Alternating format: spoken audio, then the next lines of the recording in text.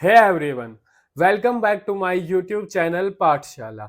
आज जो पोयम हम करने जा रहे हैं उसका नाम है on being brought from Africa to America, जिसे फिलिस वेटले ने लिखा था और इसे पब्लिश 1773 में उनकी book poems on various subjects religious and moral में कराया गया था। फिलिस वेटले का लाइफ पीरियड 1753 से 1784 का था। उनका जन्म वेस्ट अफ्रीका में हुआ था, लेकिन जब वो 8 साल की थी उन्हें किडनैप करके नॉर्थ अमेरिका ले जाया गया, जहां व्हिटली फैमिली जो बोस्टन में रहती थी उन्होंने फिलिस को खरीद लिया। फिलिस एक अमेरिकन ऑथर है और उन्हें फर्स्ट अफ्रीकन अमेरिकन वुमेन जिन्होंने बुक पब्लिश की का टाइटल भी मिला है। उनके नोटेबल वर्क्स है poems on various subjects religious and moral, जो 1773 में पब्लिश हुई। On being brought from Africa to America poem की मेन थीम स्लेवरी है और यह पोएम फिलिस ने अपनी लाइफ की रियलिटी से इंस्पायर होकर लिखी है। तो इस पोएम के कंटेक्स्ट को डीपली समझने के लिए हमें अफ्रीकन अमेरिकन स्लेव हिस्ट्री और उसके साथ ऑथर की बायोग्राफी को भी पहले पढ़ना होगा। तो चलिए फिलिस वेटले पीटर्स की बायोग्राफी से स्टार्ट करते हैं। फिलिस वेटले की एग्जैक्ट बर्थ डेट कंफर्म्ड नहीं है। स्कॉलर्स का मानना है कि उनका बर्थ 1753 में वेस्ट अफ्रीका में हुआ था, जो प्रेजेंट डे में गैम्बिया और सेनेगल का एरिया है। वेटले जब 7 या 8 साल की थी तो उन्हें 11 जुलाई 1761 में एक स्लेव शिप जिसका नाम द फिलिस था में ब्रिटिश रूल्ड बोस्टन, जो मैसाचुसेट्स अमेरिका में है, ले जाया गया। द फिलिस शिप का ओनर टिमोथी फिच था और शिप का कैप्टन पीटर ग्विन था। व्हिटली के क्रोनिक अस्थमा के कारण वो प्लांटेशन वर्क की फिजिकल डिमांड्स के लिए फिट नहीं थे, इसलिए उन्हें बोस्टन लाया गया। इस यंग एज में ही उन्हें बोस्टन के एक वेल्दी मर्चेंट और टेलर जॉन व्हिटले को बेच दिया गया। जॉन ने फिलिस को अपनी वाइफ सुजैना की हेल्प के लिए खरीदा था। जॉन और सुजैना ने उसे फिलिस नाम उस शिप के नाम पर दिया जो उसे अफ्रीका से अमेरिका स्लेव बनाकर लाया था। व्हिटले टाइटल भी फिलिस को दिया गया क्योंकि अपने स्लेव्स को टाइटल देना उस समय के कस्टम में काफी पॉपुलर और नॉर्मल था। टाइटल ओनरशिप को भी शो करता था। व्हिटले फैमिली में लोग फिलिस को पढ़ना और लिखना सिखाते हैं और जब उन्हें फिलिस के पोइट्री के टैलेंट का पता चलता है तो वो उसे और एनकरेज भी करते हैं। विटलेस की 18 ईयर ओल्ड डॉटर मैरी सबसे पहले फिलिस को रीडिंग और राइटिंग के ट्यूशंस देना स्टार्ट करती है और इसके बाद उनका बेटा नेथानियल भी फिलिस को पढ़ाना और उसकी हेल्प करता है। जॉन विटले एक जेनरस पर्सन था। उसने अपनी फैमिली को फिलिस की एजुकेशन देने के लिए एलो कर रखा था, जबकि फिलिस उनकी स्लेव और एक ब्लैक वुमेन थी। धीरे धीरे फिलिस पढ़ना सीख गई। अब वो ग्रीक और लैटिन क्लासिक्स को पढ़ सकती थी और इवन बाइबल के डिफिकल्ट पैसेजेस को भी वो पढ़ लेती थी। जब वेटले फैमिली को फिलिस की लिटरेरी एबिलिटीज के बारे में पता चला तो उन्होंने उसे लिबर्टी दी और उसकी एजुकेशन को कंटिन्यू रखा और घर के कामों को बाकी स्लेव्स को सौंप दिया। इवन विटलेस फिलिप्स के इस टैलेंट को अपने फ्रेंड्स और फैमिली के बीच भी शो करते थे। Alexander pope, John Milton, Homer और विर्जिल के वर्क्स ने फिलिस पर स्ट्रॉन्ग इन्फ्लुएंस डाला और उसने पोएट्री लिखना स्टार्ट किया। उनकी पोएम्स का collection on various subjects religious और मोरल 1773 में पब्लिश हुआ और इससे फिलिस को बोथ इंग्लैंड और अमेरिकन कॉलोनीज से फेम मिला। फिलिस की पोएट्री को इवन जॉर्ज वॉशिंगटन ने भी एडमायर किया। उनकी इंग्लैंड में विजिट के time African American poet Jupiter Hammon ने भी अपनी पोएम में फिलिस की तारीफ की। जॉन विटले की डेथ के बाद फिलिस फ्री हो गई और उसने जॉन पीटर्स, जो भी एक फ्रीड स्लेव था, से शादी कर ली। फिलिस ने इन्फेंसी में अपने 2 बच्चों को खो दिया और 1784 में डेब्ट के कारण उनके हस्बैंड को जेल हो गई और पॉवर्टी में सफर करते हुए विटली अपने इन्फेंट बेबी की डेथ के कुछ टाइम बाद ही बीमार हो गई और उनकी भी डेथ हो गई। विटली के वर्क्स के बारे में भी बात कर लेते हैं। विटली जब बस 14 ईयर्स ओल्ड थी तो उन्होंने on being brought from Africa to America poem लिखी थी। राइटिंग को अपनी एबिलिटी मानकर विटली नोटेबल इंडिविजुअल्स जैसे कि king George third, George Washington, George Whitefield और बाकी नोटेबल पर्सन्स के लिए पोएट्री लिखना स्टार्ट कर देती है। अपने टाइम में विटली एक लिटरेरी सेलिब्रिटी बन गई थी। कॉलोनियल पार्ट में विटली को अपनी बुक को पब्लिश कराने में काफी डिफिकल्टी आ रही थी, जिसके कारण बेटर अपॉर्चुनिटीज के लिए 1773 में वो इंग्लैंड चली गई। विटली की book poems on various subjects religious and moral के 1773 में पब्लिकेशन के बाद विटलीस फिलिस को एनस्लेवमेंट से लिबरेट कर देते हैं। फिलिस अब स्लेवरी से फ्री हो गई है। 1774 में सुजैना और 1778 में जॉन विटली की डेथ हो जाती है और फिलिस अपने पैट्रॉन्स को खो देती है। अपनी पोएम्स के सेकंड कलेक्शन को as a free women publish करने के लिए वो काफी स्ट्रगल करती है। तो चलिए अब हम अफ्रीकन अमेरिकन स्लेव हिस्ट्री को भी समझ लेते हैं, क्योंकि पोएम की मेन थीम स्लेवरी है और पोएम की बेटर अंडरस्टैंडिंग के लिए हमें अफ्रीकन अमेरिकन स्लेव हिस्ट्री, जो कि पोएम का बैकग्राउंड है और पोएम डायरेक्टली इन्फ्लुएंस्ड है, को समझना बहुत जरूरी है। तो चलिए स्टार्ट करते हैं। 1526 से 1867 तक अटलांटिक स्लेव ट्रेड के टाइम पीरियड में अप्रोक्सीमेटली 1250,000 मिलियन मैन, वुमेन और चिल्ड्रन को अफ्रीका के अलग अलग पार्ट्स में कैप्चर किया गया और फिर उन्हें शिप से अमेरिका और यूरोप के पार्ट्स में भेज दिया गया। उन 12.5 मिलियन स्लेव्स में से 10.7 मिलियन स्लेव्स तो अकेले अमेरिका में ट्रेड किए गए थे। 16th सेंचुरी की स्टार्टिंग में यूरोप की कंट्रीज में जो अफ्रीकन थे उन्हें फोर्स करके अमेरिका, जिसे उस टाइम पर न्यू वर्ल्ड कहा जाता था, में भेजा गया, क्योंकि इस न्यू वर्ल्ड में यूरोपियन सेटलर्स जा रहे थे और उन्हें घरों, फैक्ट्रीज और बाकी कामों के लिए सस्ते नौकर चाहिए थे। फर्स्ट स्लेव वोएज जो डायरेक्टली अफ्रीका से न्यू वर्ल्ड में स्लेव्स को लाया था, वो मोस्ट प्रोबेबली अफ्रीका से 1526 में सेल हुआ था।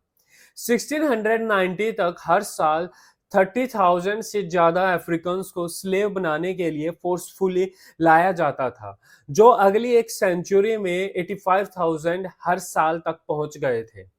अफ्रीकन जो 1700 से 1850 के बीच अटलांटिक को क्रॉस करके आए थे, उनमें मोस्टली सभी स्लेव्स थे। एनस्लेव्ड पीपल को एग्रीकल्चर वर्कर्स के लिए ज्यादा यूज किया जाता था, स्पेशली अमेरिका के साउथ के पार्ट्स में। इसके अलावा न्यूयॉर्क, लॉन्ग आइलैंड, कनेक्टिकट और न्यू जर्सी के पार्ट्स में भी स्लेव्स की हाई डिमांड्स थी। अफ्रीकन स्लेव्स चीपर थे और पुअर यूरोपियन से ज्यादा काम करते थे, लेकिन ये फोर्स्ड माइग्रेशन के कारण अफ्रीकन कॉन्टिनेंट में हेल्दीएस्ट और एबल मैन और वुमेन का डेप्रिसिएशन देखा, जिसने समय के साथ वहां की ग्रोथ और सोसाइटल स्ट्रक्चर को पूरी तरह खत्म कर दिया। 17th और 18th सेंचुरी में साउथर्न कोस्ट, चिसापीक बे से मैरीलैंड और वर्जीनिया साउथ से जॉर्जिया तक की कॉलोनीज में एंस्लेव्ड अफ्रीकन्स को टोबैको की प्लांटेशन में बेचा जाता था। ईयर 1662 की स्टार्टिंग में वर्जीनिया की इंग्लिश कॉलोनीज और अदर इंग्लिश कॉलोनीज में यह लीगल स्टेटस इस्टेब्लिश किया गया कि स्लेव का स्टेटस चिल्ड्रन अपनी मदर से इनहेरिट करेंगे, और इसके बाद एंस्लेव्ड वुमेन के बच्चों को लीगली स्लेव बना दिया गया। अमेरिकन रिवॉल्यूशन से पहले स्लेवरी को एबोलिश करने के डिबेट स्टार्ट हो गए थे। ब्लैक और व्हाइट एबोलिनिस्ट्स ने नॉर्थर्न स्टेट्स जैसे कि वेरमोंट और पेंसिल्वेनिया के पार्ट्स में न्यू लेजिस्लेशन को इनेक्ट किया और ग्रेजुअली स्लेवरी को एबोलिश किया। हालांकि यह एबोलिशमेंट एंस्लेव्ड वुमेन के न्यूली बोर्न चिल्ड्रन को ही फ्री करता था। तो चलिए पोयम को पढ़ने से पहले उसका एक ब्रॉड स्केच डिस्कस कर लेते हैं। जैसा कि मैंने स्टार्ट में ही बता दिया कि यह पोयम विटली के रियल लाइफ एक्सपीरियंसेस पर बेस्ड है। इस पोएम में विटली कह रही है कि मेर्सी के कारण वो अपने पैगन लैंड से निकलकर यहाँ आ पाई है। वो अफ्रीका को उसकी डार्कनेस के कारण उसे नेगेटिव कंटेक्स्ट में शो करती है और वो उसका अमेरिका में आना गॉड का फ्री एक्ट और ब्लेसिंग मान रही है। यह पोयम नियो क्लासिकल स्टाइल में लिखी गई है। नियो क्लासिकल एक लिटरेरी मूवमेंट थी जो ग्रीक और रोमन क्लासिक्स को रेप्लिकेट करती थी। यह पोयम अमेरिका में स्लेवरी को रिफ्लेक्ट भी करती है। उस टाइम में एनस्लेव्ड पीपल को क्रिश्चियनिटी में कन्वर्ट करा दिया जाता था। फिटली को भी जब वह बस 7 या 8 साल की थी उसे स्लेव बना दिया गया और फोर्सफुली क्रिश्चियनिटी में कन्वर्ट करा दिया गया। पोयम में विटले क्रिश्चियनिटी के डॉक्ट्राइन्स को भी यूज करती है। इसका यूज करके वो सैल्वेशन को अटेन करना चाहती है। यह आइडिया उसकी पोयम में it was mercy brought me from my pagan land that there is a God, that there is a savior too, once I redemption neither sought nor knew, जो poem का starting part है से ही clear और reflect हो रहा है। इस poem में विटले अपनी एंस्लेवमेंट को चेरिश कर रही है। वो कह रही है कि अगर फोर्सिबली उसको यहाँ नहीं लाया जाता तो वो अपने सैल्वेशन के जॉयज को रेलिश नहीं कर सकते थे। लेकिन कॉन्ट्रेरिली सेम टेक्स्ट कॉर्नफुल इफेक्ट्स भी शो करता है। पैगन और सेवियर वर्ड्स में इटैलिक्स फॉन्ट का यूज किया गया है। विटली की इस सैल्वेशन के आइडिया में डिससेटिस्फैक्शन को शो कर रहा है। विटली रिफ्लेक्ट कर रही है कि उसने या उसके बाकी अफ्रीकन ब्रदर और सिस्टर्स ने व्हाइट स्लेव ट्रेडर से हेल्प नहीं मांगी थी।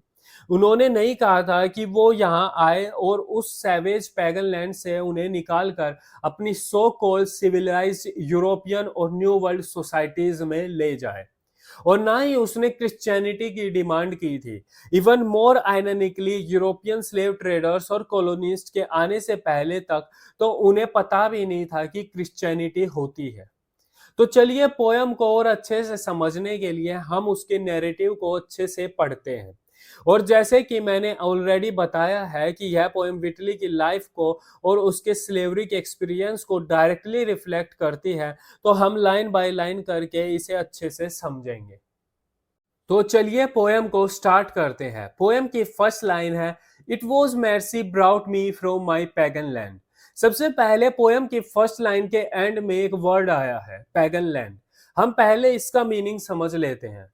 First of all pagan word हम उस पर्सन को डिवोट करने के लिए यूज करते हैं जिसका रिलीजियस बिलीफ मेन वर्ल्ड के रिलीजियन से अलग हो। तो विटली ने इस पोयम में यह पैगन लैंड अफ्रीका को कहा है क्योंकि अफ्रीकन नॉन क्रिश्चियन आइडियोलॉजी से कनेक्टेड है और अनगॉडली प्लेस है। स्पीकर पोयम की फर्स्ट लाइन में एडमिट कर रही है कि उसको अफ्रीका से अमेरिका लाना एक मर्सीफुल एक्ट था। वो एक्सेप्ट कर रही है कि अमेरिका आने का उसका वॉलेंटरी डिसीजन नहीं था, उसे फोर्सिबली लाया गया, लेकिन अब वो इसके लिए ग्रेटफुल है कि गॉड ने उसको रिडेम्पशन के लिए चूज किया है। इवन यहाँ ऐसा लग रहा है कि विटली अपने कैप्टर्स के पॉइंट ऑफ व्यू से एग्री करती है कि अफ्रीका एक पैगन लैंड है और गॉड और उनके व्यू से इग्नोरेंट है। पोएम की सेकंड लाइन है taught my benighted soul to understand.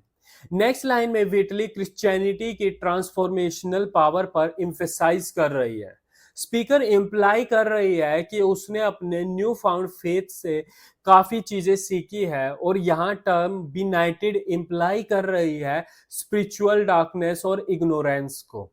वो कह रही है कि जब वो अफ्रीका में थी वो सिंफुल और इग्नोरेंट स्टेट में थी क्योंकि वो गॉड और उनके वेज को नहीं जानते थे।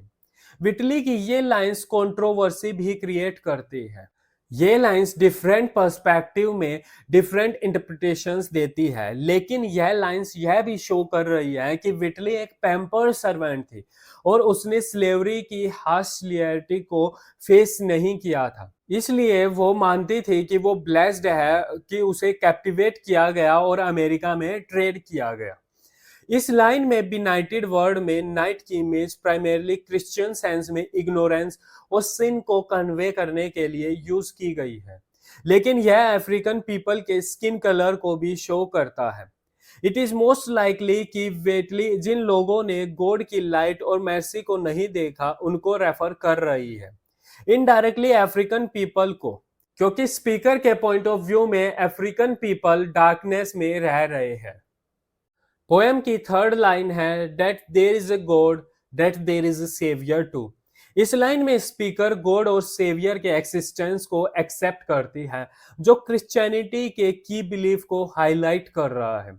उनकी लाइफ में रिलीजियस एनलाइटमेंट का सिग्निफिकेंस इस लाइन से एम्फेसाइज हो रहा है।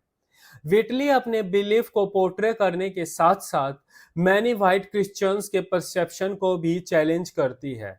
कुछ वाइट क्रिश्चियंस का मानना था कि अफ्रीकन पीपल, जिन्हें हिडन्स वर्ड से डिनोट किया जाता था, उनके पास सोल्स नहीं है, जिसके कारण वो गॉड को नहीं मानते हैं। पोएम की फोर्थ लाइन है once I redemption neither sought nor knew. Speaker next line में कन्फेस करती है कि अमेरिका आने से पहले, क्रिश्चियनिटी को समझने से पहले, वो रिडेम्पशन के कॉन्सेप्ट को समझना या ढूंढना नहीं चाहती थी। ये लाइन विटली के अमेरिका आने के बाद के स्पिरिचुअल ट्रांसफॉर्मेशन को भी शो कर रही है। वो कह रही है कि यहाँ आने से पहले उसे नहीं पता था कि वो सिंफुल स्टेट में है। यह लाइन इवेंचुअलिकल क्रिश्चियन डॉक्ट्राइन में काफी मीनिंगफुल है, क्योंकि एंड में अर्थ को छोड़ते टाइम हमारी सोल को ग्रेटफुल स्टेट में होना चाहिए, और क्राइस्ट जो सेवियर है वो उसे सैंक्टिफाई करेंगे और उसके बाद हम रिडेम्पशन अटेन कर सकते हैं। और अगर ऐसा नहीं होता है तो हम हेवन में एंटर नहीं कर सकते हैं। अमेरिका आने के बाद स्लेवरी की डिफिकल्टीज विटली के लिए इन द एंड में अनसेव्ड रह जाना, सेल्वेशन ना मिलना से कम थी। पोएम की फिफ्थ लाइन में विटली आगे कहती है कि some view our sable race with scornful eye. यहाँ इस लाइन में सेबल का मीनिंग है ब्लैक। स्पीकर एक्नॉलेज कर रही है कि पीपल उसके लोगों को, उसकी सेबल रेस को डिस्क्रिमिनेशन, स्कॉनफुल और कंटेम्प्शियस पर्सपेक्टिव से देखते हैं, जो उस टाइम पीरियड में हो रहे रेशियल प्रेजुडाइस और डिस्क्रिमिनेशन को शो करता है। पोएम की ये लास्ट फोर लाइंस एक सडन सरप्राइजिंग टर्न लेती है। पोएम की opening lines easily white readers appreciate करते, बट लास्ट लाइंस रियलिटी और सोसाइटल स्ट्रक्चर और उसमें हो रहे ब्लैक पीपल के अगेंस्ट प्रिजुडाइस और डिस्क्रिमिनेशन को शो कर रही है। लाइन 5 अमेरिका में हो रहे रेशियल प्रिजुडाइस को रिफ्लेक्ट कर रही है और व्हाइट्स और ब्लैक्स के बीच के डिफरेंस को शो कर रही है। यहाँ वेटली यह भी क्लियर कर रही है कि वो अपने गुड फॉर्च्यून के लिए गॉड को प्रेज करती है, और अमेरिका कंट्री और उसके लोगों और उनके ट्रीटमेंट और तरीकों और सोच को कंडेम करती है। लास्ट लाइंस का ये टर्न फर्स्ट फोर लाइंस को भी एक न्यू आयरनिक मीनिंग दे रहा है, जिसको श्योरली हम पोएम के एंड में अगेन डिस्कस करेंगे। पोएम की सिक्स्थ लाइन में विटली आगे कहती है कि their colour is a diabolic die. Diabolic का मतलब है यहाँ जो एविल हो, characteristics of the devil. Poem के लास्ट पार्ट में विटली व्हाइट पीपल के अफ्रीकन ब्लैक पीपल के रिगार्डिंग उनके माइंडसेट और उनके पॉइंट ऑफ व्यू को शो कर रही है। यह लाइन पोएम में इन्वर्टेड कोमास में है, जो कि एक कोट के रूप में है। यहाँ इन वर्ड्स को कोट करके विटली व्हाइट पीपल की थिंकिंग, उनके माइंडसेट को डायरेक्टली उन्हीं के पॉइंट ऑफ व्यू से शो कर रही है।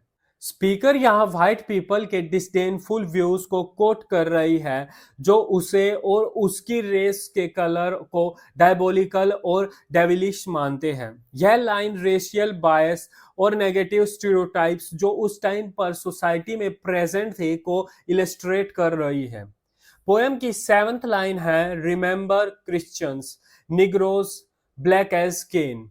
यहाँ स्पीकर क्रिश्चियन लोगों से अपील कर रही है कि वो याद रखे कि वो ब्लैक पीपल को निग्रोज से रेफर करते हैं, जो केन की तरह ब्लैक है।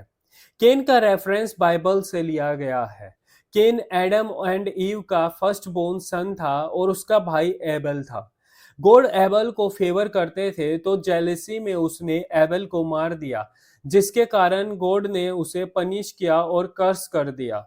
विटली क्रिश्चियन रीडर्स को इम्प्लोर कर रही है कि वो याद करें कि व्हाइट यूरोपियंस ने अफ्रीकन पीपल को एनस्लेव करने के लिए जस्टिफिकेशन में कहा कि ब्लैक पीपल मार्क ऑफ केन से एफ्लिक्टेड है। दैट मीन्स वो स्लेवरी के लिए डेस्टाइंड है, ये उनके सिंस के लिए उनकी पनिशमेंट है।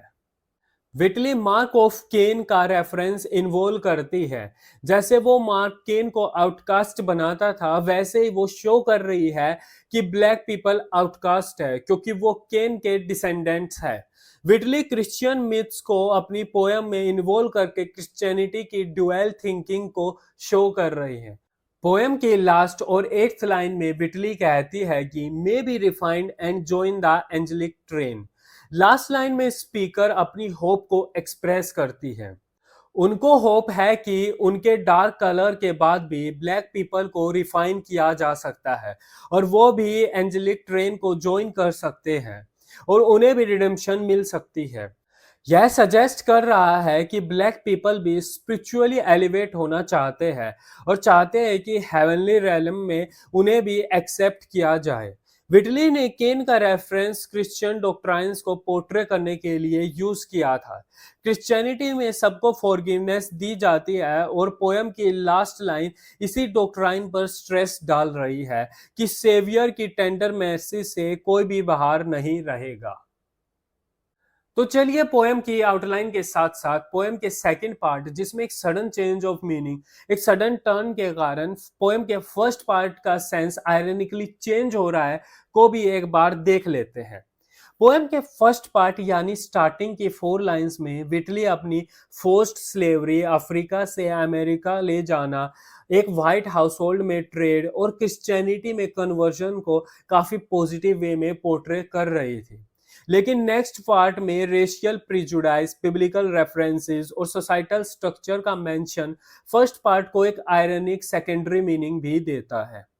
विटली का गॉड और सेवियर की डिस्कवरी और उनका क्रिश्चियनिटी का एक्सेप्टेंस और ये एक्नॉलेज करना कि क्रिश्चियनिटी से ही उन्हें रिडेम्पशन मिलेगा, यह वाइट सोसाइटी में उन्हें लिटरेरी इमेज बनाने में काफी हेल्पफुल रहता है क्योंकि वो ओपनली क्रिश्चियन वैल्यूज को प्रेज और प्रोमोट कर रही थी। उनका क्रिश्चियन फेथ एक सेफ टॉपिक था वाइट ऑडियंस से इंटरेक्ट करने के लिए। वो फेथ और रिलीजन को यूज करके इजीली उन सब्जेक्ट्स और उन टॉपिक्स को ऑडियंस तक लेकर जाती थी जिन्हें नॉर्मली वाइट ऑडियंस कभी एक्सेप्ट नहीं करती। पोएम की फर्स्ट लाइन में मेर्सी ब्राउट मी और ऑन बीइंग ब्राउट को यूटिलाइज करके विटली उस वायलेंट और डिह्यूमनाइज नेचर को शो कर रही है जिसमें वाइट स्लेव ट्रेडर्स ने उसे उसकी फैमिली से अलग किया और फोर्सिबली हॉरेंडियस कंडीशन में अमेरिका भेज दिया। पोइट अपनी जर्नी और उसकी डिफिकल्टी और अमेरिका पहुंचने पर जब उसे एक इंग्लिश फैमिली को बेच दिया गया, इस पूरी इनह्यूमन कंडीशन को उन फोर्सिंग फ्रेजेस में शो कर रही है। ऑन अनदर नोट, विटली पोएम में अपने रिडेम्पशन और सेल्वेशन के लिए व्हाइट पीपल को हेल्पफुल नहीं मानती है। इनफैक्ट वो उन्हें और उनके तरीकों को डिसअप्रूव करती है और वो अपनी कंडीशन के लिए गॉड को क्रेडिट देती है। पोएम के सेकंड पार्ट यानी लास्ट 4 लाइंस में सेबल race, diabolic die, black as केन के रेफरेंस पोएम के सेकंड आयरनिक मीनिंग को जस्टिफाई कर रहे हैं। विटली अफ्रीकन पीपल्स के साथ हो रहे रेशियल और बायस्ड प्रिजुडाइज से कंप्लीटली अवेयर थी और वो इसे अपनी मोस्टली पोएम्स में रिफ्लेक्ट भी करती है। वो व्हाइट डोमिनेटेड सोसाइटी में ब्लैक पीपल की स्ट्रगल को शो करती है। वो बिलीव करती है कि उसको अफ्रीका से गॉड ने निकाला है, यह उनका डिसीजन था और गॉड उसे सिन से रेस्क्यू करेंगे। और विटली व्हाइट पीपल और उनकी सुपरफिशियल स्पिरिचुअल इक्वालिटी की अंडरस्टैंडिंग को कंडेम करती है। इवन पोएम के सेकंड स्टेंजा से जो सडन चेंज ऑफ मीनिंग आया है, वो यह भी रिफ्लेक्ट करता है कि अफ्रीकन पीपल्स ने सैल्वेशन और रिडेम्पशन को नहीं मांगा था। व्हाइट ट्रेडर्स ने फोर्सिबली उनको वहां अफ्रीका से अमेरिका भेजा और फोर्सिबली क्रिश्चियनिटी में कन्वर्ट किया था। इवन वो तो क्रिश्चियनिटी के बारे में जानते भी नहीं थे। तो चलिए अब हम पोएम की थीम्स को देख लेते हैं। पोएम की फर्स्ट थीम है Christianity and racial equality. विटली believe करती है कि गॉड सबको इक्वली जज करते हैं और सबके लिए सेम स्टैंडर्ड्स है। फिजिकल लव के बियॉन्ड डिवाइन लव का यह आइडिया विटली की पोएम्स का सेंट्रल थीम है। विटली मानती है कि क्रिश्चियन बिलीफ में सबको इक्वली ट्रीट किया जाता है और यह ह्यूमन काइंड में यूनिटी बनाकर रखती है। रेशियल सब्जुगेशन का आइडिया डायरेक्टली क्रिश्चियन डॉक्ट्राइन्स के अगेंस्ट है। विटली अपनी रिडेम्पशन के लिए क्रिश्चियनिटी में बिलीव करती है। इवन वो यह भी मानती है कि उसकी पूरी रेस का रिडेम्पशन इससे हो सकता है। पूरी पोयम में वो रिलीजन और क्रिश्चियनिटी को अपनी ऑडियंस से रिलेट करती है, लेकिन वह रेशियल इक्वालिटी को भी एडवोकेट करती है। विटली अपने वर्क्स के मीडियम से व्हाइट्स को कंटिन्यूअसली उनकी रिलीजियस हिपोक्रेसी को फेस कराती है। क्रिश्चियन होने के बाद भी वो लोग गॉड के सब पीपल इक्वल है के बिलीफ को नहीं मानते हैं। थ्रू आउट हर राइटिंग करियर विटले इस इंडिफरेंस को अपनी पोएम्स में मेंशन करती रही है। पोएम की सेकंड थीम है रिडेम्पशन एंड सैल्वेशन। स्पीकर जिसे जब वह 7 या 8 इयर्स की थी तब उसे अफ्रीका से किडनैप कर लिया गया और अमेरिका में 1761 में विटली फैमिली को एज ए स्लेव बेच दिया गया था। विटली फैमिली के साथ बोस्टन में रहते हुए उसे क्रिश्चियनिटी के बारे में पता चला और वो भी क्रिश्चियन बन गई।